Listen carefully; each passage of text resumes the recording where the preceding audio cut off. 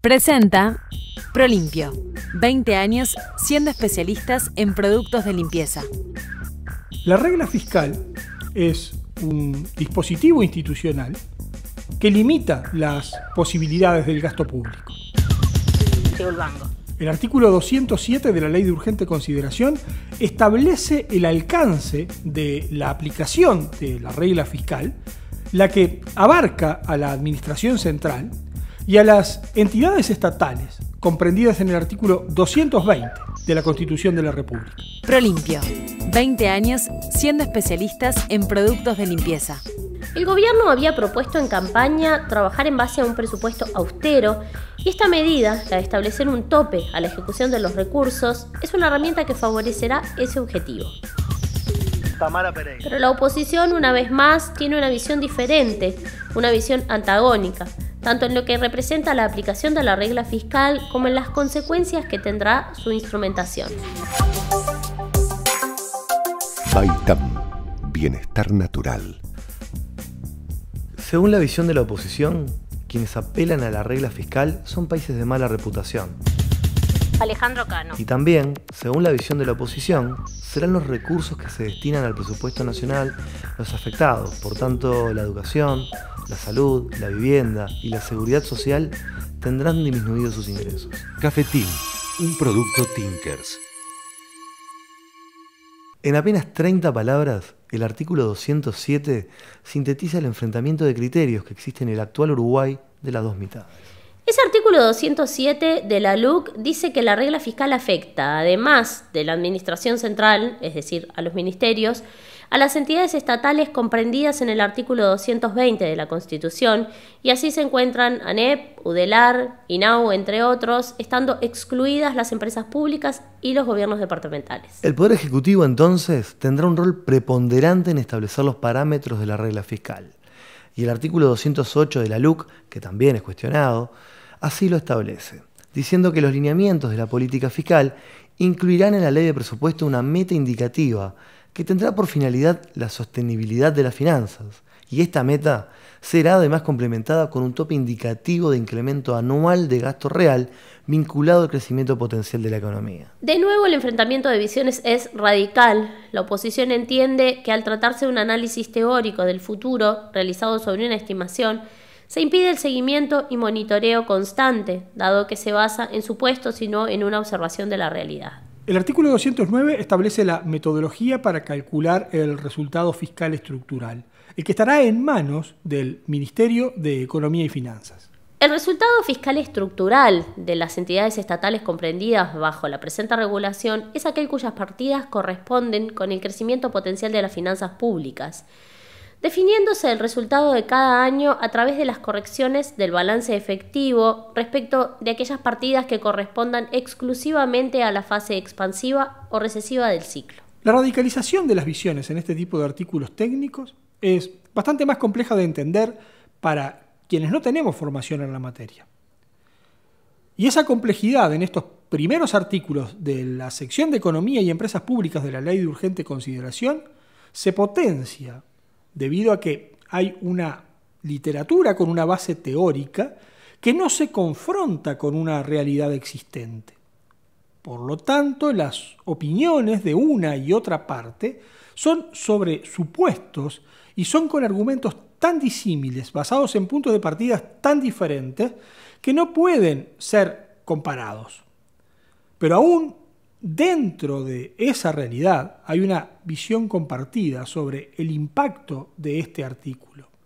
Y como no podía ser de otra manera, esa visión para unos es muy buena y para otros es un desastre. La conclusión a la que todos arribamos es que el gasto país a partir de la LUC se determina por la regla fiscal que se implementará. Ese hecho, que es una garantía de orden para el gobierno, es la crítica de la oposición, quien dice que no se gastará de acuerdo a las verdaderas necesidades, sino a lo establecido en base a un supuesto. El artículo 210 crea un comité de expertos que será el encargado de proveer los insumos para la realización de los cálculos de balance estructural y crea además un consejo fiscal asesor de carácter técnico, honorario e independiente, a los efectos de asesorar al Ministerio de Economía y Finanzas. Pero este equipo asesor para la oposición no ofrece garantías de eludir discrecionalidad política, ya que no sabe ni cómo ni quiénes harán la designación de ambos equipos. El artículo 211 dice que en instancias de la rendición de cuenta y balance de ejecución presupuestal, se presentará el déficit fiscal ajustado con el ciclo económico y se lo comparará con la meta de balance estructural. El artículo 212 crea un fondo de estabilización en el caso de existir excedentes fiscales, con el objetivo de financiar políticas fiscales en base a recesivas del ciclo económico. La oposición lo primero que critica es el hecho que se habilite el fondo y no se obligue al mismo, y lo segundo es que no se hace especificación alguna respecto a cuáles son las llamadas políticas fiscales, entendiendo que podrían darse varias interpretaciones que no necesariamente lleven a que esos fondos se inviertan en políticas públicas. Desde hace 20 años, los mejores productos de limpieza los encontrás a un precio único en todos los locales Prolimpio del país. Viví la experiencia Prolimpio en Montevideo, Avenida Italia y Mataojo. Agraciada Casi Carlos María Ramírez, 8 de octubre y Pernas.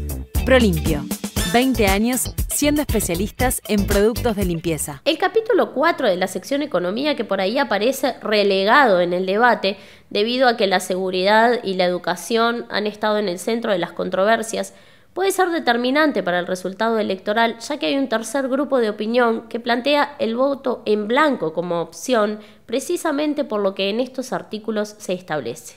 El voto en blanco, en los hechos, es un voto al no celeste, es decir, el voto en blanco es sumado a los votos a favor de la ley.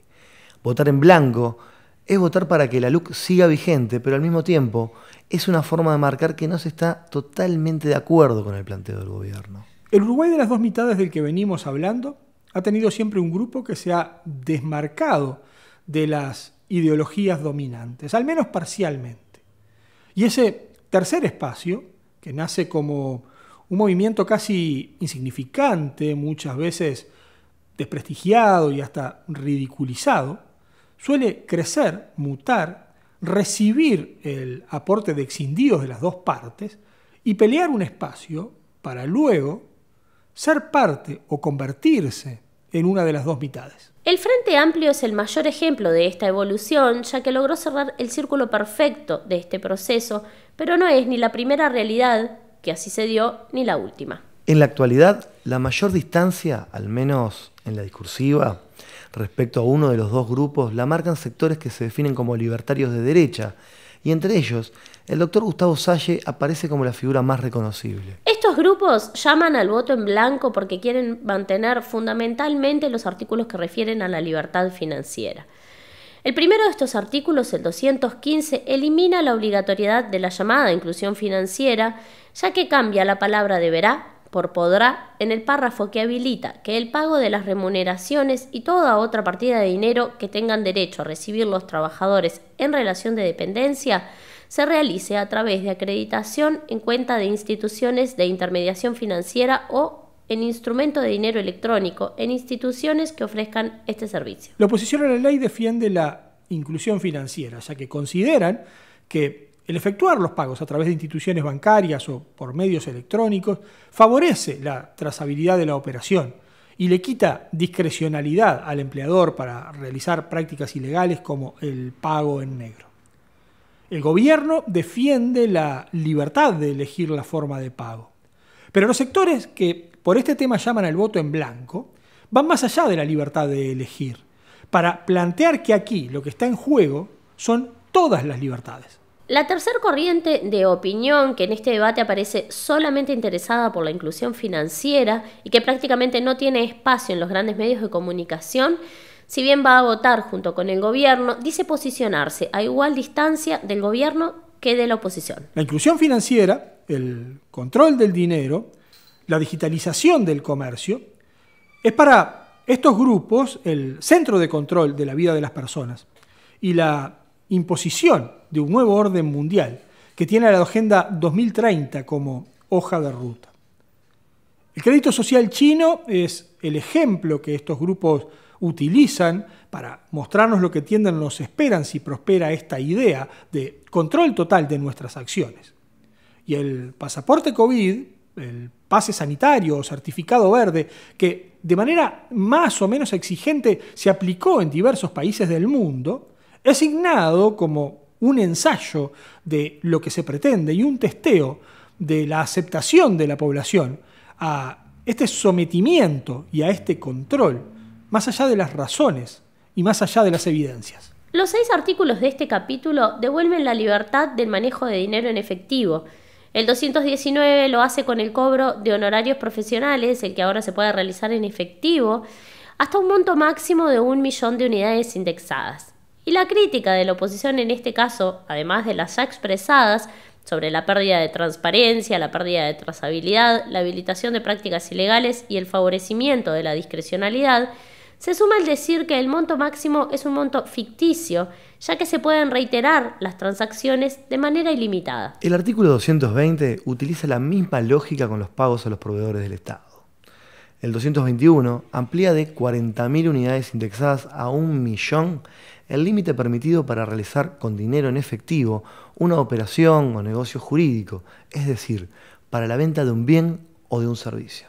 El 224 deroga 9 artículos de la Ley de Inclusión Financiera de manera de darle coherencia y consistencia jurídica a los cambios que habilitan el uso del dinero efectivo en el manejo de montos elevados, aproximadamente 5.260.000 pesos uruguayos, o si se prefieren dólares, pagar con billetes hasta poco más de $120.000. Estar bien es sentirse bien. Sentirse bien naturalmente. Jabones, cremas y macerados para cada necesidad. Baitam, bienestar natural. Seguinos en @BaitamBienestar. El capítulo 7 de la sección Economía y Empresas Públicas, el cual está referido al mercado del petróleo crudo y derivados, es seguramente el más polémico de esta ley. Los artículos 235, 236 y 237, que versan sobre la aprobación de los precios del combustible, la revisión de la paridad de la importación y la reforma del mercado, genera cambios en la paramétrica del cálculo de precios. Si gana el Partido Nacional, se terminó el aumento de tarifas y el precio de los combustibles, decía en campaña electoral el actual presidente de la República, en el recordado y frecuentemente citado acto de lanzamiento de su candidatura en el Estadio Parque Viera del Montevideo Wanderers Fútbol Club. La Calle, tanto en ese acto como en diferentes momentos de la campaña, insistió con que los precios de los combustibles en Uruguay eran excesivamente altos y que de ser gobierno aplicaría una fórmula para que estos no subieran. Incluso el actual secretario de Presidencia, el entonces senador Álvaro Delgado, propuso al gobierno del doctor Tabaré Vázquez una serie de medidas para que los combustibles no subieran. Y esas medidas pasan por 2 realidades. La primera, la de habilitar la importación de combustibles refinados. Y la segunda, la de administrar ANCAP como una empresa privada, que reformule su funcionamiento con el objetivo de optimizar su productividad para lograr mejores resultados comerciales. Luego de esas 2 medidas, el artículo 235 le traslada a la URSEA la responsabilidad de explicitar para cada uno de los combustibles el precio paridad resultante, de importar el producto terminado y de hacerlo disponible en las plantas de distribución de ANCAP, incluyendo las tasas de impuesto correspondiente a ese tramo de la cadena. Con esos datos, dice el artículo 235, el Poder Ejecutivo deberá actualizar los precios con una periodicidad no mayor a 60 días, de manera independiente de los eventuales volúmenes almacenados de los diferentes combustibles, salvo razón válida y debidamente fundada. Pero la izquierda decía que los precios no bajarían de esa manera y que los dichos de la Calle y del Partido Nacional eran promesas electorales que no tenían un sustento real. Incluso se afirmaba que con este sistema de cálculos y ajustes propuestos por la LUC, los precios se dispararían de manera por demás significativa. El gobierno optó en una primera instancia por no subir los precios y tal como lo expresa este artículo, lo argumentó y la argumentación fue la pandemia. Esto pese a que la URSEA planteaba un aumento de las tarifas. Luego, en una segunda etapa, cuando se hizo imprescindible subirlo, el parámetro que utilizó para subirlo fue menor al que marcaba la propia URSEA. La oposición entiende que si no existiera el referéndum, los precios de los combustibles hubieran subido de acuerdo a lo que indicó la URSEA, y critican de la ley el aplicar una lógica de fijación de precios meramente mercantil, omitiendo otros fines del organismo, como su cometido social. El artículo 237, el último de este capítulo, encomienda al Poder Ejecutivo a presentar ante la Asamblea General una propuesta de reforma integral del mercado de los combustibles, para lo que se crea un comité de expertos. La propuesta deberá plantear una revisión tanto legal como reglamentaria y contemplar otros aspectos. Un estudio sobre refinado, exportación e importación de petróleo y sus derivados, un estudio de la cadena de comercialización interna, un estudio sobre tributos y subsidios, un estudio sobre la rentabilidad y el aporte de valor de la refinería La Teja, un estudio sobre los esquemas de subsidios directos o indirectos entre las distintas actividades y líneas de negocios que desarrolla ANCAP. Hacer de ANCAP una empresa competitiva que no necesite la inyección de dineros de otras áreas del Estado ha sido una preocupación histórica de varios grupos que hoy integran la coalición, principalmente del mayoritario, del herrerismo. Apuntar a la eficacia de la gestión para que la empresa sea rentable y no una carga para todos los uruguayos que con nuestros tributos capitalizamos gestiones deficitarias en varios millones de dólares, es el argumento para llevar adelante estas reformas. Como contrapartida, la oposición propone que tanto ANCAP como todas las empresas públicas no se mercantilicen, para que no se privilegie la rentabilidad por sobre la intervención estratégica del Estado con fines sociales, productivos y de desarrollo humano de la comunidad. El cuestionamiento de la oposición al artículo 237 es que se lo ve como una herramienta para eliminar todos los subsidios, el del supergas, el flete, el boleto, y para reducir al mínimo el subsidio a los biocombustibles. Para la oposición, el informe de la URSEA surgido tras este artículo representa el cierre de la planta de biodiesel de Alur, lo que ha sido una bandera de la izquierda, y obligaría o a una rebaja del porcentaje de etanol o a la importación del mismo. Representa además, dicen quienes quieren anular este artículo, una intención de arrendar a privados la infraestructura logística de ANCAP y el cierre de plantas de abastecimiento en el interior. Y se argumenta esta idea que sentencian en una transformación del monopolio público en un monopolio u oligopolio privado, en el hecho que dentro del comité de expertos no existen técnicos ni de ANCAP ni de la UDELAR. Si un café nos une, un cafetín nos abraza. Cafetín. Granos de especialidad tostados en el centro Tinkers, donde potenciamos la empleabilidad de personas con discapacidades. Cafetín. Inclusivo, orgánico, social. Conocelo, abrazalo y pedilo en cafetín.org. Cafetín, un producto Tinkers. El último artículo que veremos en este podcast corresponde al capítulo 10 de la sección Economía y Empresas Públicas, el que refiere al control de las sociedades anónimas, de los entes autónomos y servicios descentralizados del dominio industrial y comercial del Estado. Este artículo, el 285, dice que estas sociedades anónimas deberán promover, siempre que las condiciones lo permitan, la apertura de una parte minoritaria del capital accionario mediante la suscripción pública de acciones. Y este artículo, para la oposición, es la demostración del proceso desestatizador de la LUC, la que lisa y llanamente signan como una ley de privatización de las empresas públicas, privilegiando el mercado por sobre el rol del Estado y conspirando contra la soberanía nacional. Presentó ProLimpio. 20 años siendo especialistas en productos de limpieza.